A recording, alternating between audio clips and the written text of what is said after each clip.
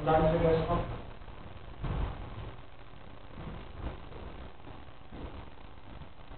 Eu, Freitas, proprietário da escrava de alcunha Perforeza, nascida